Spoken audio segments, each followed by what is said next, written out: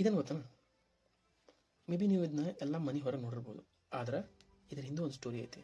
ಅದು ಏನಂತ ತಿಳ್ಕೊಂಡು ಬರ್ರಿ ಇವತ್ತಿಂದ ಈ ಎಪಿಸೋಡ್. ಅಸುರ ರಾಜನಾದಂತಹ ಜಲಂಧರ ತಾನ ಶಕ್ತಿಯುತ ತಾನ ಒಂದು ಶ್ರೇಷ್ಠ ಅಂಥೇಳಿ ಶಿವನಿಗೆ ಒಂದು ಚಾಲೆಂಜ್ ಆಗ್ತಾನೆ. ಏನಪ್ಪ ಅಂದ್ರೆ, ಪಾರ್ವತಿ ನಿನಗೆ ಡಿಸರ್ವ್ ಮಾಡಲ್ಲ, ನನಗೆ ಡಿಸರ್ವ್ ಮಾಡ್ತಾನೆ, ಯಾಕಂದ್ರೆ ನಾನು ಭಾಳ ಶಕ್ತಿಯುತ ಅಂಥೇಳಿ ತನ್ನ ಮೆಸೆಂಜರ್ ಆದಂತಹ ರಾಹು ಕೈಯಾಗ ಈ ಮೆಸೇಜ್ನ ಕೊಟ್ಟು ಕಳಿಸ್ತಾನೆ. ಸೊ ಈ ಮೆಸೇಜ್ ಕೇಳಿದಂತಹ ಶಿವ ಅದನ್ನೆಲ್ಲ ಅಗದಿ ಸಿಟ್ಟೊಳಗೆ ಬಂದು ತನ್ನ 3ನೇ ಕಣ್ಣನ್ನು ಓಪನ್ ಮಾಡ್ತಾನೆ. ಓಪನ್ ಆದಾಗ ಒಂದು ವಿಚಿತ್ರ ಕ್ರೀಚರ್ ಹೊರಗೆ ಬರ್ತದೆ. ಹೊರಗೆ ಬಂದ್ಕೊಳ್ಳಿ ಯಾರು ತಿನ್ಬೇಕಂತ ಯೋಚನೆ ಮಾಡ್ತಿರ್ತದೆ. ಸೊ ಸೀದಾ ಜಲಂಧರ ಕಡೆ ಹೋಗ್ತಾನೆ. ಜಲಂಧರ ಆ ಕ್ರೀಚರ್ ನೋಡಿದ್ಕೊಳ್ಳಿ ಶಿವನ ಮೊರೆ ಹೋಗ್ತಾನೆ. ಹೋಗಿ ನನ್ನ ಬುದ್ಧಿ ಸತ್ತಿತ್ತು, ಸಾರಿ ನನ್ನ ತಪ್ಪಾದಂತ ಹೇಳಿ, ನನ್ನ ತಪ್ಪಿನ ಅರಿವಾದಂತ ಹೇಳಿ ಅವ ಶಿವ ಕ್ಷಮೆ ಯಾಚಿಸ್ತಾನೆ. ಸೊ ಶಿವ ಆಯ್ತು ಅಂಥೇಳಿ ಬಿಡ್ತಾನಲ್ಲಿ. ನಾ ಶಿವನ್ ಸಿಟ್ಟಿನ ಅದು ಕ್ರೀಚರು ನಾ ಏನು ತಿನ್ನಬೇಕಂತ ಹೇಳಿ ಶಿವನ ಕಡೆ ಕೇಳ್ತದೆ. ಶಿವ ಏನಂತಾನ, ನಿನ್ನ ಬಾಡಿ ನೀನು ತಿನ್ಕೊ ಅಂತಾನೆ.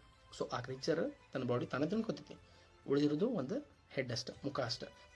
ಅದರ ಭಕ್ತಿಯನ್ನು ಮೆಚ್ಚಿದಂತಹ ಶಿವ ಅದನಲ್ಲ, ಸೊ ಇನ್ಮ್ಯಾಲಿಂತರ ನೀನು ಏನು ತಿನ್ಬೇಕಪ್ಪ ಅಂದ್ರೆ ಮನುಷ್ಯರದ ನೆಗೆಟಿವ್ ಎನರ್ಜಿ, ಮನುಷ್ಯರು ಯೋಚನೆ ಮಾಡುವಂತಹ ನೆಗೆಟಿವ್ ಥಾಟ್ಸ್ನ ತಿನ್ನು ಅಂಥೇಳಿ ಒಂದು ಆಶೀರ್ವಾದ ಕೊಟ್ಟು ಹೆಸರು ಇಡ್ತಾನೆ. ಅದನ್ನು ಏನಪ್ಪ ಅಂದ್ರೆ ಅದ ಕೀರ್ತಿ ಮುಖ ಅಂತೇಳಿ. ಸೊ ಈಗಲೂ ಸಹ ನಾವು ಅದನ್ನು ಮನೆಯವ್ರಿಗೆ ಹಾಕ್ತೀವಿ. ಯಾಕೆ ಹಾಕ್ತೀವಿ ಅಂತ ಗೊತ್ತಾಗಿರ್ಬೋದಲ್ಲ, ಇದಾದ ಬ್ಯಾಕ್ಗ್ರೌಂಡ್ ಸ್ಟೋರಿ. ಸೊ